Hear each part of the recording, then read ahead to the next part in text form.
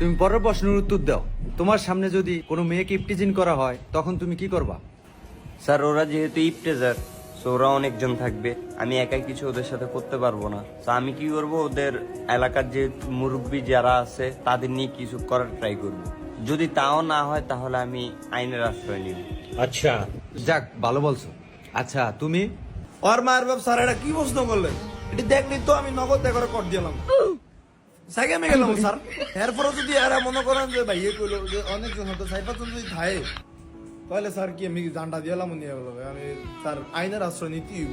আর যদি স্যার লগে মনে করেন যে মালটাল থাকে বেরো দিব। তাইলে তোমার রক্ত গরম, বুঝা গেল।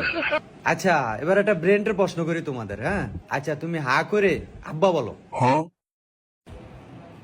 আ আ না স্যার, হবে না। স্যার এটা আমি কই বলো। স্যার এই যে ড্যাডি, স্যার আগ করে কিন্তু আছি ড্যাডি ড্যাডি। তোমার কি আমি ড্যাডি বলতে বলছি? স্যার আগ করে কি আব্বা কম যাইবো? আব্বা গেলে তোরা মিলবই, ব্রেনটা কামে না গেলাম আর কি। আর এমনিতে আমার আব্বার আমি আব্বা বলি না, ড্যাডি বলি। তুমি মনে হয় বাসায়ও মনে হয় সবার সাথে বেয়াদবি করো, হ্যাঁ? Subscribe to the channel to watch the next episode.